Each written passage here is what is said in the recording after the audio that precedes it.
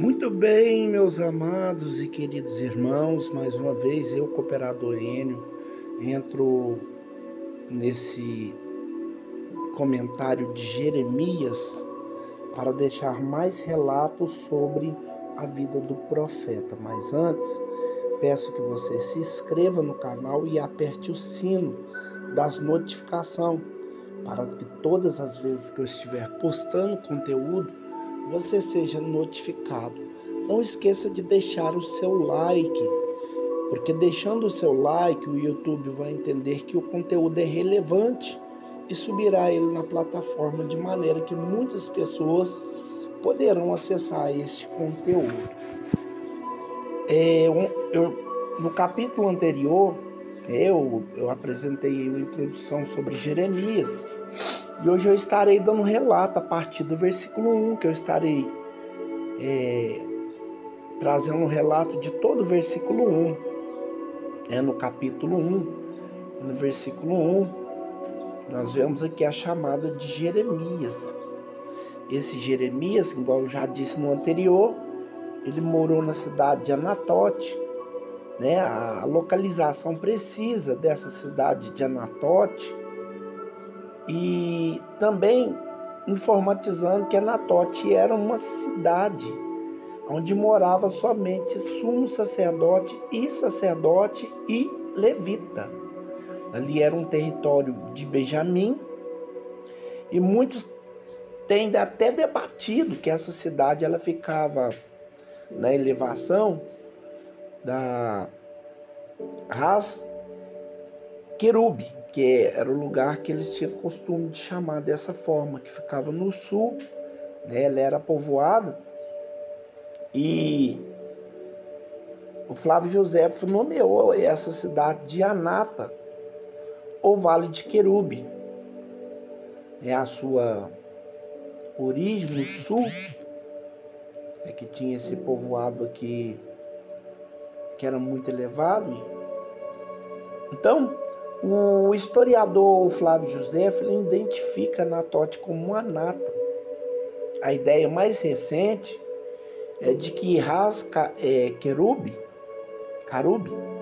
era inicialmente Anatote, uma cidade que se deslocou para ser nomeada como cidade Anata. Após o exílio de Babilônia, no final do século VI, registra o registro arqueológico que a cidade de Anatote era uma cidade onde era muito cobiçada pelos caldeus. Os caldeus visavam a cidade de Jerusalém, né? Mas no mesmo tempo eles ficavam planejando o que se faria com a cidade de Anatote, né? E o exílio babilônico no final do século VI, os arqueólogos registram e afirmam uma hipótese, a cidade mencionada aqui que eu estou mencionando, como o primeiro lar de alguns guarda-costas de Davi, né? Ali morava homens valentes que Davi escolheu, que também mais tarde Davi veio de conhecer um sacerdote dessa cidade chamado Abiatar. Esse Abiatar, quem conhece a história de Davi sabe que ele era filho de um sumo sacerdote Abimeleque, que foi assassinado por um homem que denunciou a Davi para Saul, né?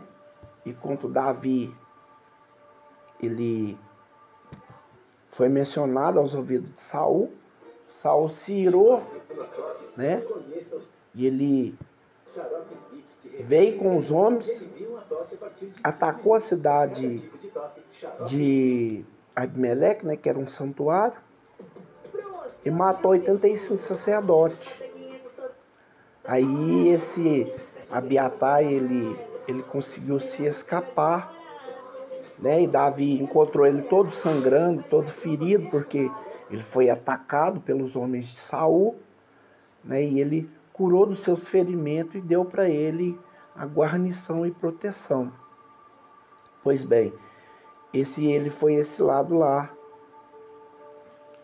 E de acordo com Isaías capítulo 10, versículo 30, a cidade ela estava na rota da invasão da Síria, né? Que mais tarde ela foi destruída. Né? No capítulo 2 do versículo 1 de Jeremias, começa a falar de uma parte cronológica, né? Que é o ministério de Jeremias, ele teve um início no ano 13, no reinado do rei Uzias, que isso se deu em 627 a.C. e continuou até o 11º ano, que foi o ano do rei Zedequias, né? E a segunda deportação, que se deu em 587 a.C., né, que foi aparentemente Jeremias, que estava nativa por alguns anos após o exílio, né? Isso está registrado em Jeremias 42, no versículo 40. O ano inicial, ele foi significativo pelo fato de ter coincidido com o ano após o início da reforma de Josias e um antes da declaração da independência da Babilônia em relação à Síria, tanto no mundo político como também no mundo religioso. Estava prestes a haver uma mudança dramática. E se nós formos repararmos no texto, ainda no versículo 2 do capítulo 1 de Jeremias, né, nós vemos o relato falando sobre o rei Josias, que durante o primeiro ano do ministério de Jeremias, Josias ele era rei de Judá, né? Isso foi 640 a 609 a.C. O livro da lei é uma parte, ele não é identificado nas escrituras, mas ele foi encontrado no início do reinado de Josias. Depois disso, Josias decretou muitas reformas culturais e religiosas. Talvez ele tenha aprovado essa oportunidade por causa de uma catástrofe, guerra civil na Síria, né? Que isso se deu em 631 a 626. Quando o império da Síria começou a ruir, uma década mais tarde, Josias ele ficou contra os aliados do Egito, né? E ele foi morto em um combate, ou ele foi assassinado, né, num vale chamado Mergido, né? Eu até comentei nisso no vídeo anterior. Isso deu em 609 a.C. Já no 3, meus queridos ouvintes e irmãos, já começa um relato sobre um outro rei chamado Joaquim. Joaquim ele foi colocado no trono de Judá pelos egípcios, que havia invadido uma área e ficou vulnerável da Palestina após terminar o Império da Síria, que isso se deu em 608 a.C. E o seu nome era Eliaquim, mas os egípcios mudaram o nome dele para Joaquim. Ele foi vassalo do Egito, né? Para quem não sabe o que é vassalo, quando um rei era vencido, furava-se os 2 olhos daquele homem para ele ficar na dependência de quem o venceu, e cortava os dedões polegares, mas quem fazia era Bezeque. Não era todos os reis que tinham costume de fazer dessa forma, mas o vassalo era uma prática normal que todos os reinos, quando venciam um rei, costumava dar vasalo nos olhos da pessoa vencida. Então, eles deram vasalo em Joaquim, mudaram o seu nome para Eliaquim, né? E até o Egito, em 605 a.C., quanto os babilônicos, que sob o domínio de Nabucodonosor II, eles derrotaram o Egito, né? E isso se deu em uma batalha chamada Batalha de Carquemis, que subsequentemente eles assumiram o controle, né, do Levante, quanto a Babilônia, eles recuaram na fronteira do Egito. E 4 anos mais tarde, Joaquim recebeu contra eles, e mais uma vez ele ficou ao lado do Egito. Porém, Joaquim sofreu represária quando os babilônicos capturaram Jerusalém, que isso se deu em 598 a 597, né? E ele foi morto, deportado. O historiador Flávio Joséfo afirma que Nabucodonosor matou o rei Joaquim em Jerusalém. E na parte 3 ainda do capítulo 1, fala ainda mais sobre cronologia. Se você for reparar aqui, demonstra que Jeremias ele continuou com o seu ministério até o 11º ano do rei Zedequias, que foi o próximo rei. Que isso se deu em 587 a.C., né? Se deu no exílio de Babilônia. E Jerusalém estava total destruição. Jeremias, evidentemente, com o seu ministério, ele prosseguia, representando o papel de um grande homem de Deus e andando segundo a ordenância na qual foi-lhe ordenada para que continuasse a tocar o projeto. Jeremias, ele era um homem que ele nem casou para poder manter-se o seu trabalho ativo em prol a obra de Deus, em prol o reino de Deus, né? E nós vemos que Jeremias, evidentemente, ele estava ativo após a segunda deportação, né, que se deu em 587 a.C.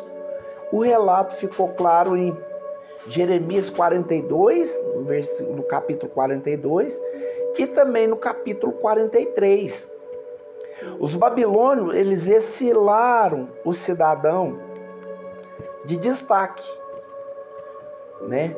As escavações na Cefala, que era um monte chamado Negueb, e no deserto da Judéia, apresentava sinais das destruições de Babilônia, que era uma destruição babilônica, das fontes, né?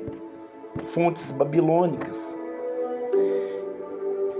E na descrição do cerco de Jerusalém, a deportação de muitos prisioneiros para o Egito, né? Mais ou menos um relato, né? Que a gente não tem exatidão, mais ou menos 10.000 deportados para a Babilônia.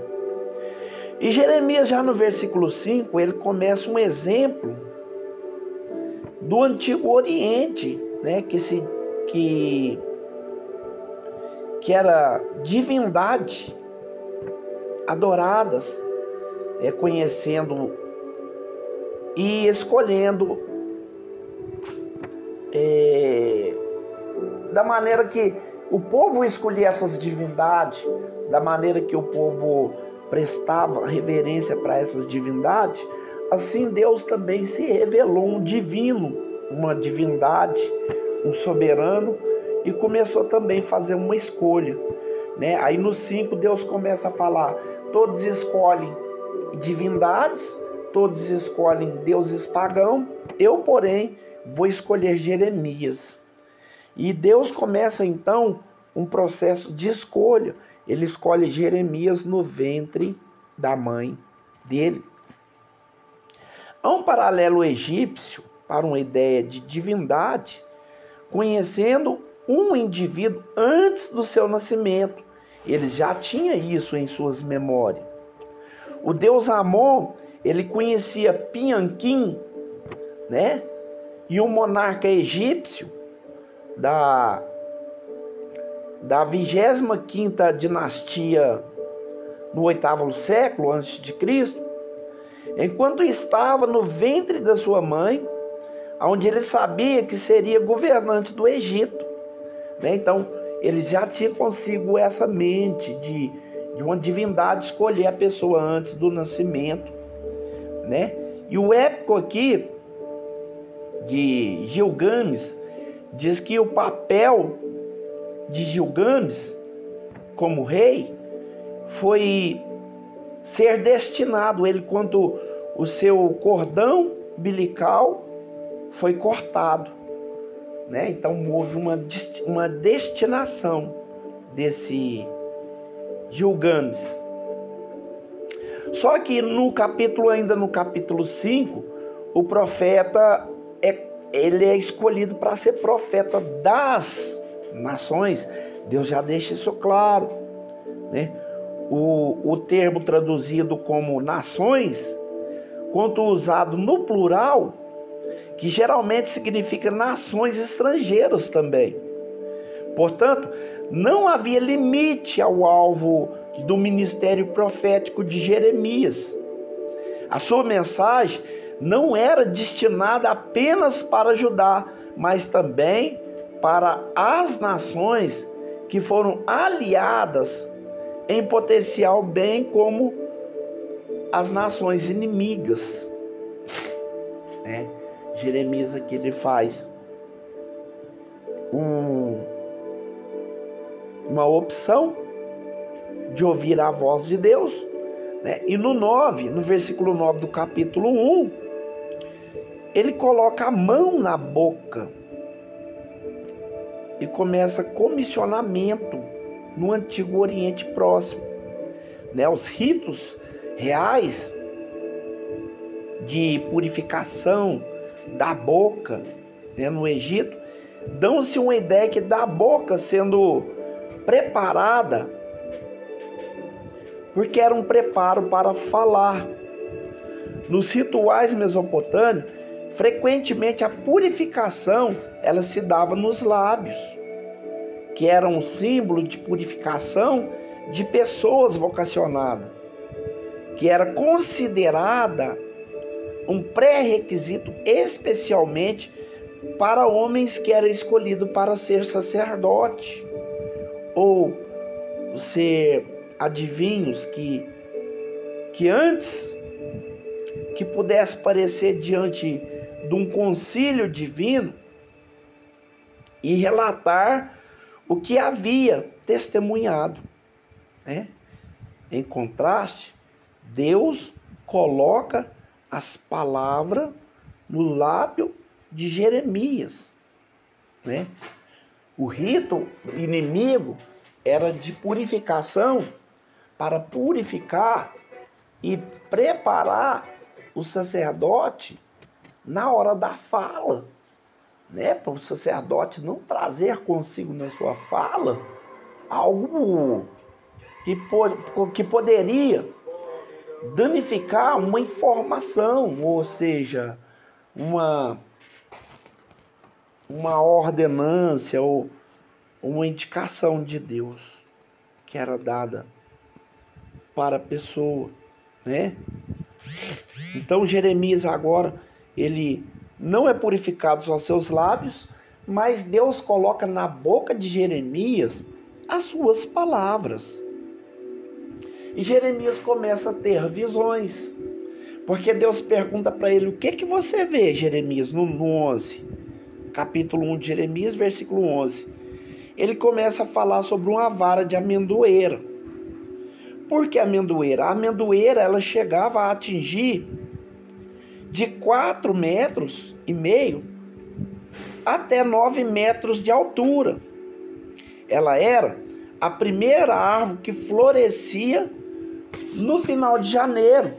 Era uma árvore que não falhava. Ela tinha o seu florescimento bem no finalzinho de janeiro. Então a primeira visão que Deus deu para Jeremias foi de uma árvore de amendoeira, que ela florescia no finalzinho de janeiro, no início de fevereiro, quanto atrasava. E a flor da amendoeira era uma flor branca, com manchas de cor rosas, né? Que devolvendo-se as amêndoas a cerca de 10 semanas mais tarde. Então essas flores, elas anunciavam que envia frutos. Aí Jeremias, no versículo 14, ainda do 1, ele começa a falar do reino do norte. Ele trata-se como uma referência usando Babilônia ou Assítia, que era um dos ecos de um futuro onde todas as nações se colocarão contra Jerusalém. E essa profecia, amados e queridos irmãos, não estava só no lábio de Jeremias, porque junto com ele tinha outros profetas também influentes, tipo o profeta Ezequiel.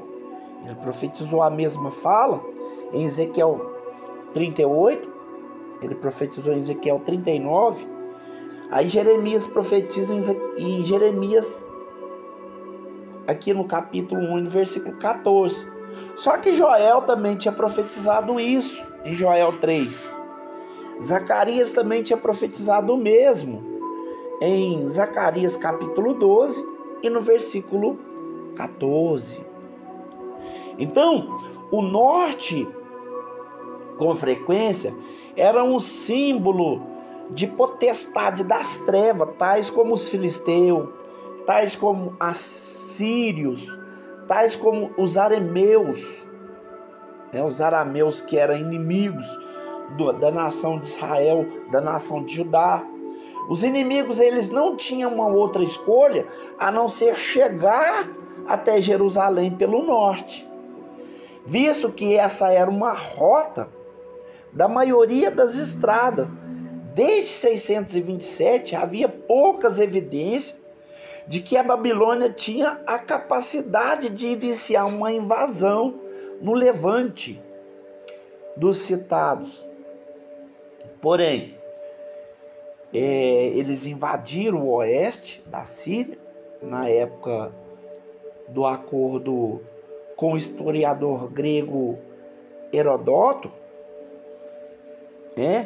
e isso facilitou a expandir os seus reinos com eficácia de invasões. Então, Jeremias, no capítulo 1 e no verso 15, ele começa a falar de tronos diante das portas. Por quê?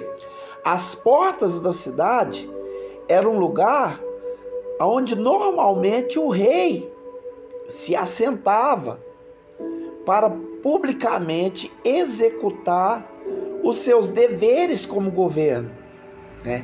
Essa área era uma área usada nos eventos cerimoniais ou diplomático, para diplomar alguém, ou para processualmente um procedimento legais, que era o épico da Algaríticos, e também que descrevia o rei Danilo, que era um rei que se assentava junto da porta para julgar a causa das viúvas, para julgar a casa dos órfãos.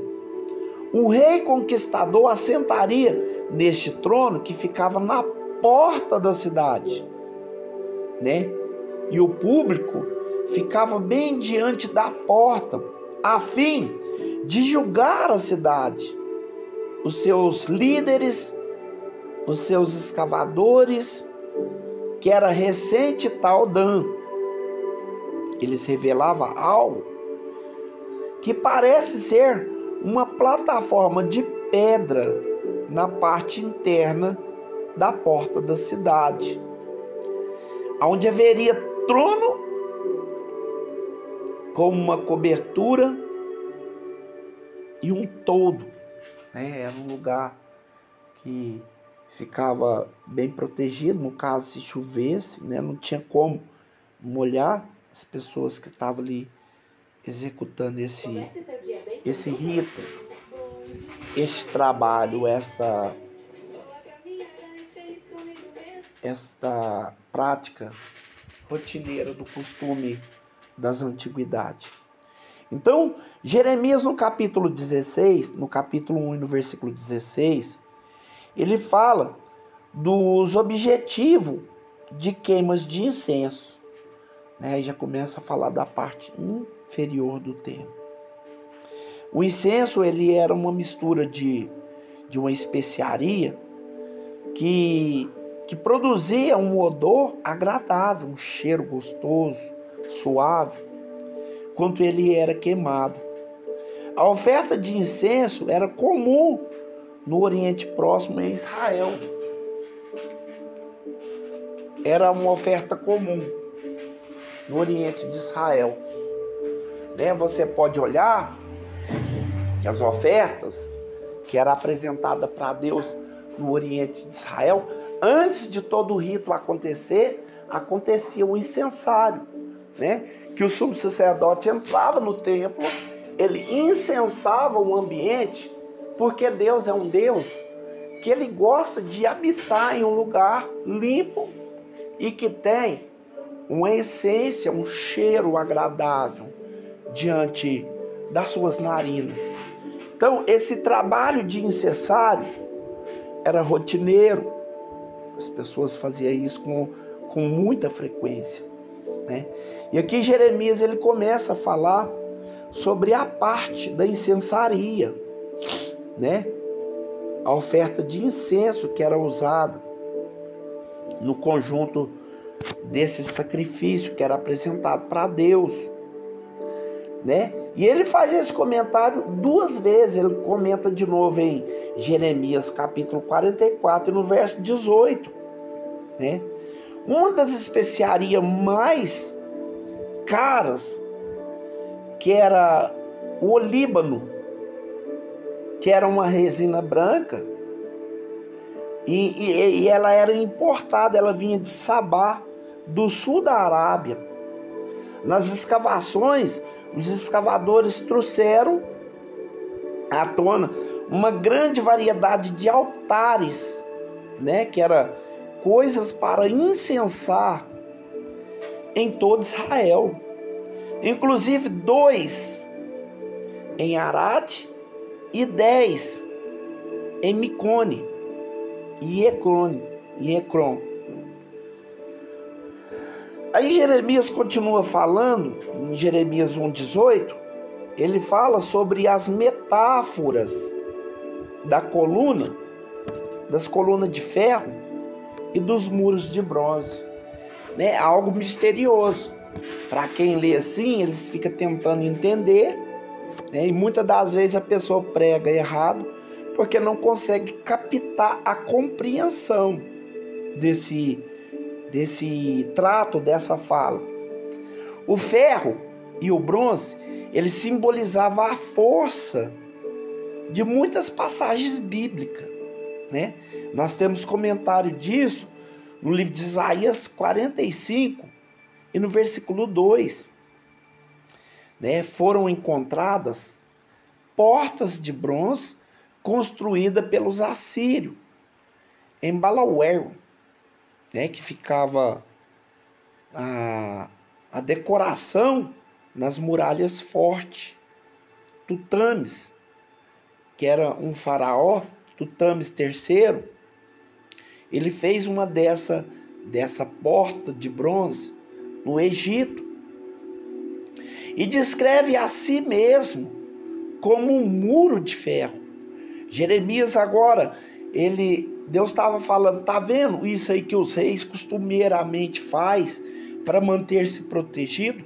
Isso é você, eu estou colocando você na posição dessas portas de ferro e desses muros de bronze.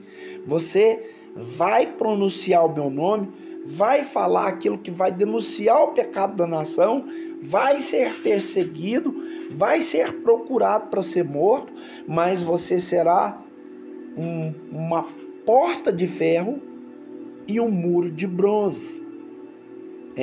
Para o Egito, isso significava que era uma cidade fortificada e impenetrável. Mas para Deus, estava significando que Jeremias ia fazer o papel que foi a ti designado e que nada poderia parar esse traçado de Deus na vida de Jeremias, porque querendo o povo ou não, Jeremias já tinha de Deus a permissão para fazer tudo aquilo que Deus tinha o vocacionado. Queridos, eu vou parar aqui, porque no próximo comentário eu quero trazer relatos do versículo 2, do capítulo 2. Mas eu já quero deixar claro que todo vocacionado de Deus não tem facilitação. A pessoa, quando recebe o chamado, a vocação para ser um profeta, para ser um atalaia, para ser um dirigente, para ser um obreiro, para ser uma atalaia, para ser qualquer pessoa relacionada ao reino de Deus, vai vir batalhas de fogo, pelejas, porque o homem de Deus, ele tem que sentir que Deus sente, ele tem que ter a percepção que Deus tem, porque senão não tem como ele representar a Deus sem o sentimento de Deus na vida deste tal. Então eu quero dizer para você, que você é obreiro, obreira, você pastor, missionário, diácono, seja lá qual for a posição que você recebeu na sua igreja, que você exerce, fica apto para a luta, para a vitória, para todo tipo de coisas que vinham sobre você. A sua finalidade é se santificar e se separar para Deus, deixar que a sua vida esteja sempre apta para poder receber a incumbência de Deus, E o resto, Deus vai te fortalecer, como fez com Jeremias aqui. Vai te colocar você como um muro forte de bronze e como um portal de ferro, de aço, que você vai dar acesso às pessoas na entrada do reino de Deus, porém essas portas não serão fechadas, porque Jesus falou com Pedro que as portas do inferno não prevalecerão contra a igreja do Senhor. Fiquem todos com Deus e até o próximo comentário, em nome de Jesus Cristo.